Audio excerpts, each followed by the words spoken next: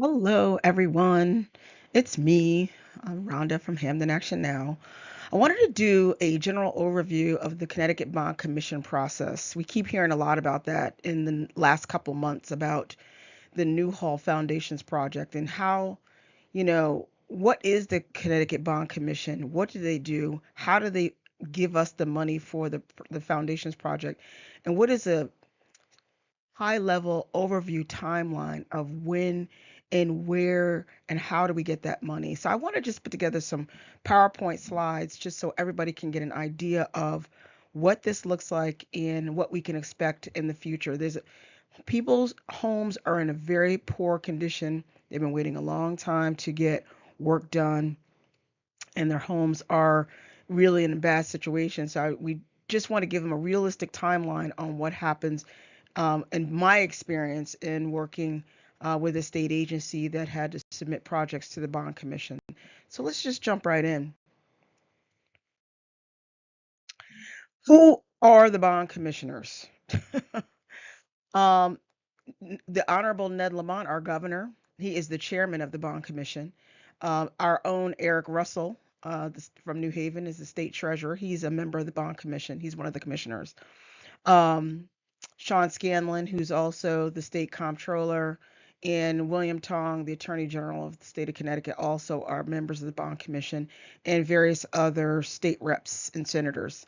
Now, we all know that the town of Hamden has received a commitment from um, Senator Martin Looney, the president pro tem, who said that he would have the state take responsibility financially for the repair to the foundations and would have the state of Connecticut finance such repair. So this next step that we've heard on numerous occasions that he would be submitting a request to the bond commission to provide a grant to the town of Hamden to do this construction work. We don't know at this time. We received a preliminary timeline last week from Mayor Lauren Garrett that puts us somewhere in the middle or the end of 2026 when all the assessments are going to be done, all the design work, the architectural design and engineering work would be done. So what happens once all those documents are ready? Because I assure you, the Bond Commission is not going to take anything other than solid documents like 100% drawings, specifications, engineering reports, uh, some other things that are also very important. You're going to need planning and zoning approval. You're going to need town building department approvals. You're going to need all those approvals before the bond commission will look at it. They're not going to take any preliminary numbers. They just don't operate like that because they only want you to have to come to the well one time to ask for this funding. The bond commission, and we're going to talk about that in a few seconds, is the vehicle by which the state of Connecticut takes on debt. So they take this process and this commission very seriously because it further indebted it is an indebtedness of the state of Connecticut. And so let's just jump right in on what happens next. What do they do? The State Bond Commission exists under the provisions of Section 3-20 of the Connecticut General Statutes. They function to determine that the state's best interest to approve project funding requests and on an agenda submitted by the governor. So this is how we would have our Martin Looney would have to contact the governor's office and say, I have a project in Newhall. Here's the specifics, and this is the information we need. This is how much we're going to need, and this is the project schedule. These are the design. Now he may not do that specifically himself. He may run this project through a state agency, like perhaps maybe the Department of Economic Development, or he might run it through the Department of Housing. I'm not too sure, but all the projects that make it to Governor Ned Lamont's office will be having is gonna he will decide then what projects get on the agenda. So there's the rest. The bonds create a debt of the state of Connecticut, and the principal and the interest is usually repaid over 20 years. So, and I took all this, and so I put the logo up there because I want everybody to see this is coming straight from the Office of Policy Management, of which the Bond Commission functions under. So, later on in this presentation, I will also give you the link to this website and a contact for the person who is on the website that you can contact if you have further questions on how the bond commission process flows.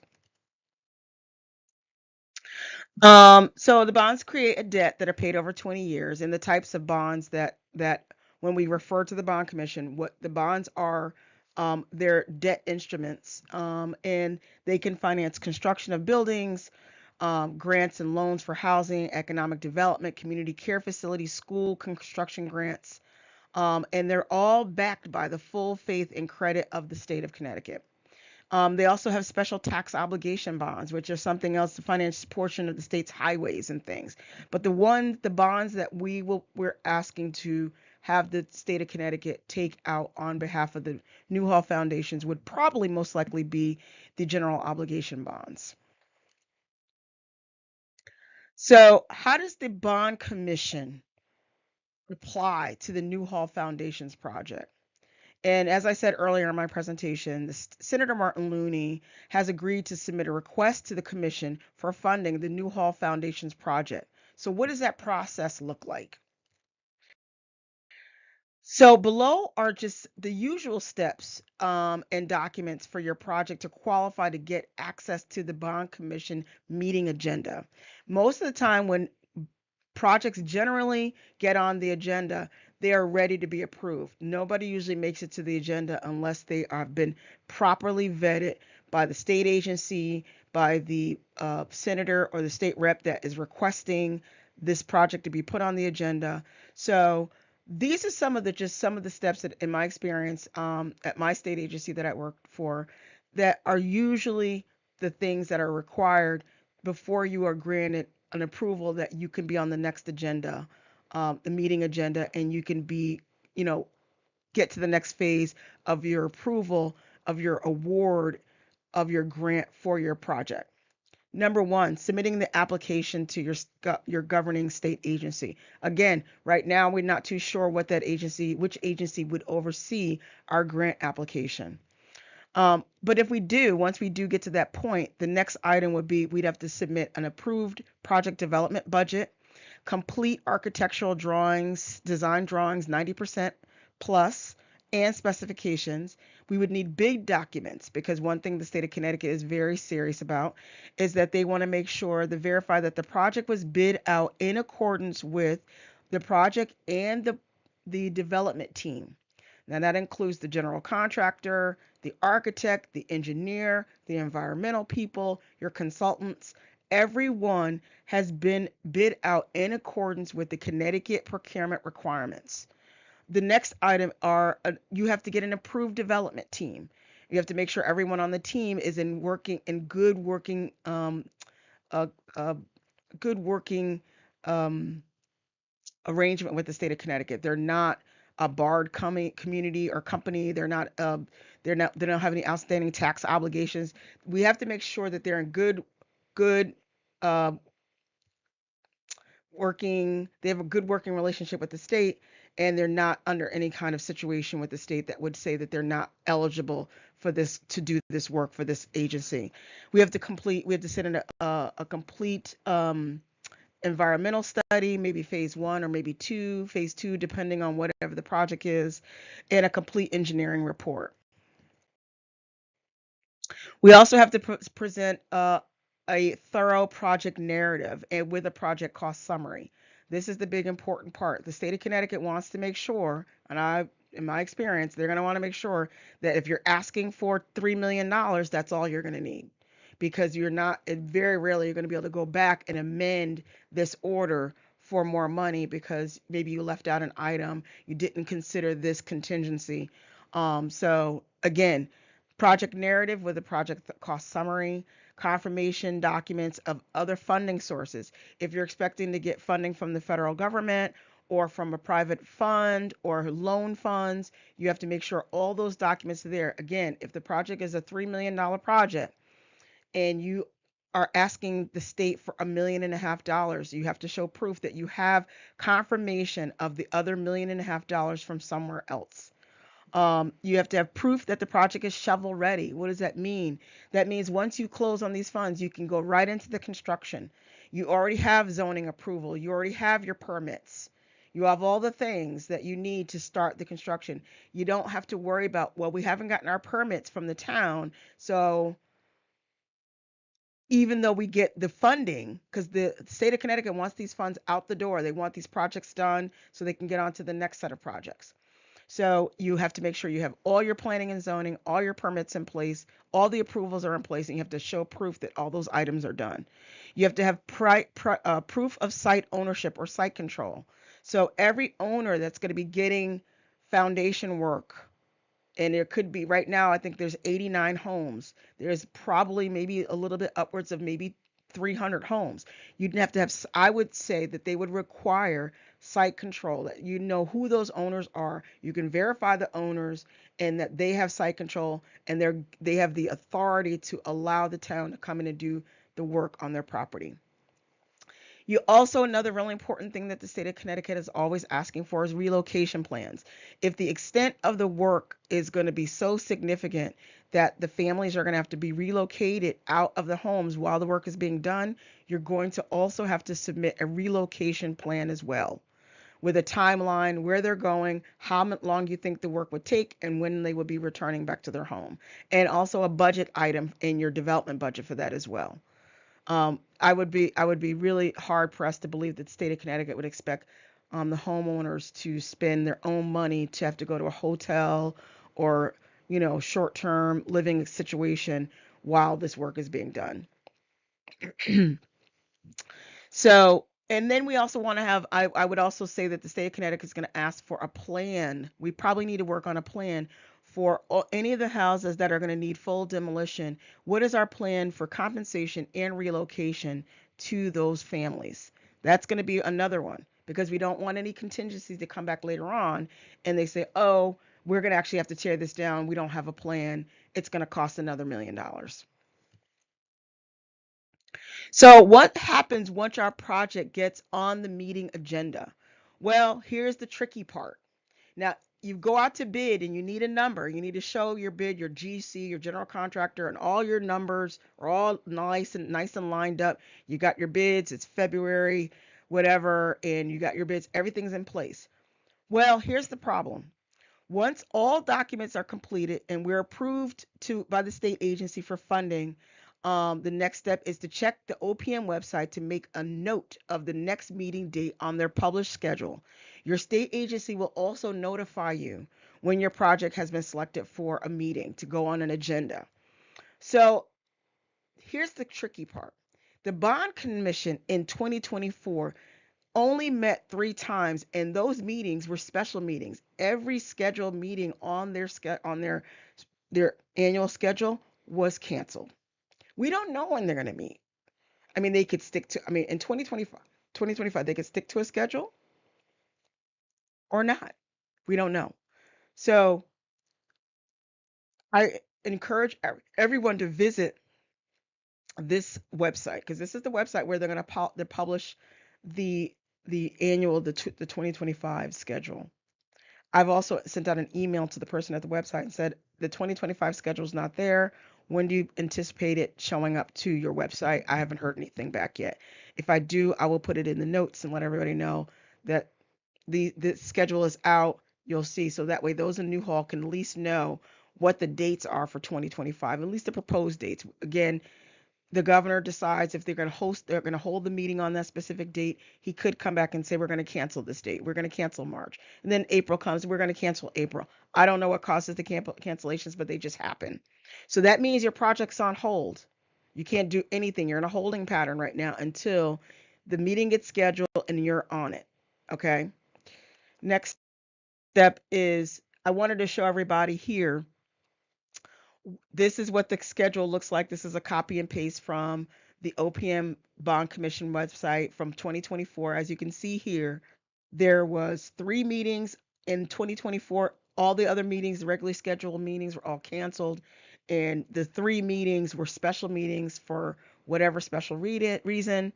And if you look at the minutes, if you click into the minutes of those meetings, it's like hundreds and hundreds of pages because it's like they were trying to get all the projects that they could in those specific meetings. Um, Again, oftentimes they're canceled. It's canceled with short notice. You might get all excited and go, oh, May 31st is going to be the next meeting, and then May 30th you'll get an email or call from your state agency saying that the meeting was canceled. We don't know. That is the big. So what I put for the timeline for that date. So what happens after bond commission approval? The town will have usually 60 days to close with the state agency with the grant funds. Okay, so you have more additional documents now you have to submit to the state. All these are all the things that you're going to agree to as a town, what you're going to agree to as to how you're going to execute the grant funds.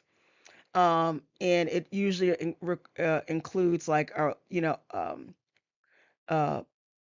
grant agreement, drawdown requisition template. This is the template that you're going to submit every month to the state saying, this is what we've done. This is what we need to get reimbursed because we are paying as the work gets done. You're going to have to pay your contractors. Um, you know, they're gonna probably assign to your project a mandated field observer because the state wants to make sure that their funds are being before requisitions come in, that the field observer can go and make sure that that specific work was done correctly. The development team's insurance and licensing requirements, payment and performance bonds, architect and engineering agreements, insurance coverage, and other state. There's a whole closing checklist that goes with grants. And it's like usually a weekly call with the state agency and the town officials to find out what that process is. This usually takes about 2 months, sometimes longer, but really in a perfect world, it could be in 2 months. Once the grant closing is completed, the town can work with the state agency to request drawdown of funds monthly as the work is being completed so they can pay their construction and the design team for the percentage of work completed. So every month they come in with their request, the architect signs off, then they submit that request on the form that the state agency wants, and then they send it up there. They will wire the money. Once the request is approved, they will wire the money into the town's account, and they use that for the next requisition. All right, next slide. So after the closing, the project is literally ready to begin. So let's look again at the timeline. All right. All right. So this is the approximate timeline. And again, I wanted to make sure everybody is clear. It is not fast. It is not like, Senator Looney can just roll up to the bond commission and they're going to write him a check for $15 million. Absolutely doesn't work like that. So number one is, again, what we originally said at the beginning of this presentation is that the application document prep. This is determined when all architectural and engineering design docs and the selected bidder and project costs are all in place. So you need all the documents. You need to have your bid and your pricing, your procurement, proof of your procurement process. All of this is the first item. This can take 3 to 6 months. Okay, so we're not, I think that's kind of like the phase we're in right now with the Newhall Foundations. I think we're still trying to get the homes, people come in to do the homes, and then we're gonna wait for Haley and Aldrich, who's like the engineering team, to come and work with an architect to do design drawings. We're not there yet because I think they're waiting to try to get more homes into the queue so they can do maybe that first phase. We don't know, but right now we're in that phase. So we don't know. That could be 3 to 6 months. It could be longer. Item number two is we're going to submit an once we get this package together, we're going to submit this application docs to the state agency. Working with the governor, we're going to be working with the governing state agency at this time to prepare and receive approval by the governor's team to appear on the next scheduled bond commission meeting agenda for project award and approval. So this is when you take that whole packet of stuff, the Haley and Aldridge package and whatever else, and you take it and we move it over to the state agency and we say, okay, what else do you need as proof that our project is ready to go and we are ready to appear on the next either special meeting or the next regular scheduled meeting?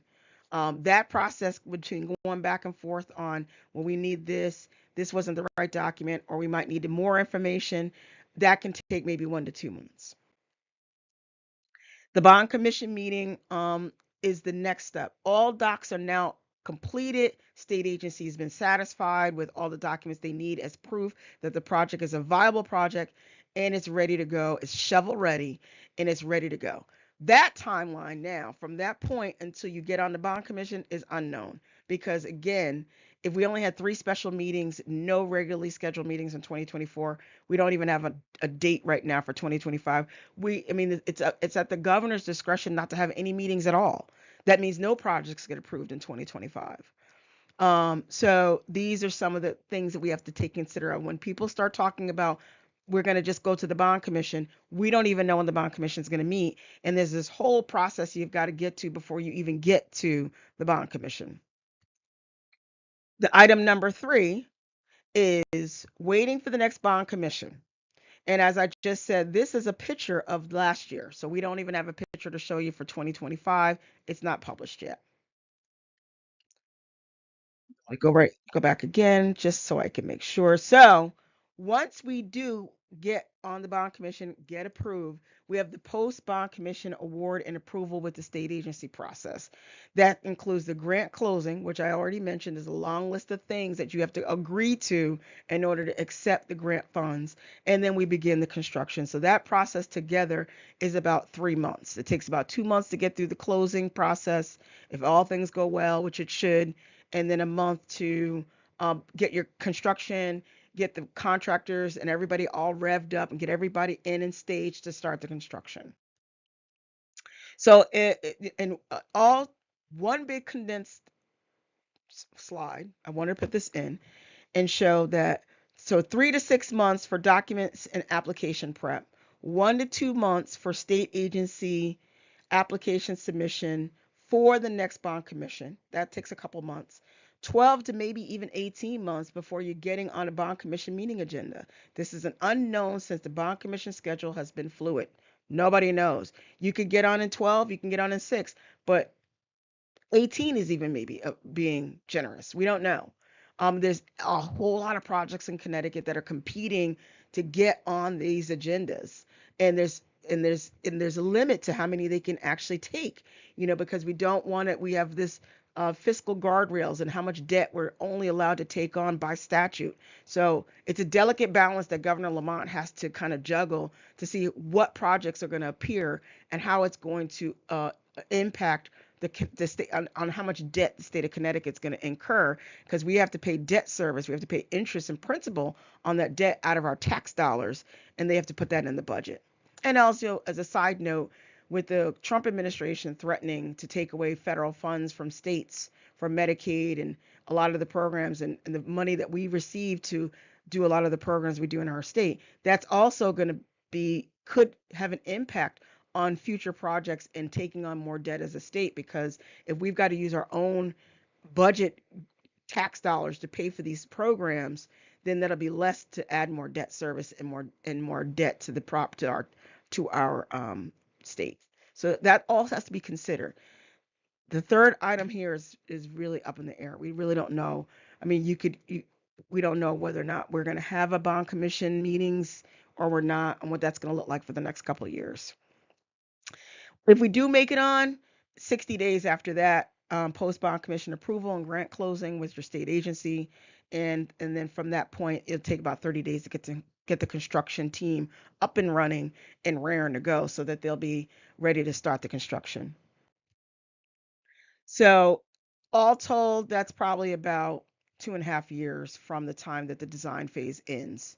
So, if we have a proposed date of maybe March or April or May or summer of 2026 that the design phase will be over, you may, based on this timeline and based on things going well, you're not looking at construction starting till maybe fall of 2028. For further information on the Connecticut Bond Commission, I put Brian Tassinari's information here. He's the one that's listed at the website. There's a phone number and an email, and this is the link to the actual portal. And I'm going to drop it also in the chat and in the notes, so that way you'll have it. You can go to this website and you can look and see when the actual calendar is coming up, and then maybe we can gauge it a little better as to when our project might appear. I know Senator Martin Looney's been talking about the Newhall foundations for a long time. So hopefully when we do get to that final stage of the work being done with getting ready, getting all the pre-development work done and getting ready, getting the state agency to approve us, and then we're in the queue and the holding pattern. I know I have full faith that Senator Martin Looney will go to the governor's office and say, please, whenever you have your next special meeting, put this one on. They're desperate. We've been waiting a long time. So thank you so much. This has been an awesome time, and I hope this information was very helpful for everybody to understand the Connecticut Bond Commission process as it works for the Newhall Foundation's repair project. Thank you.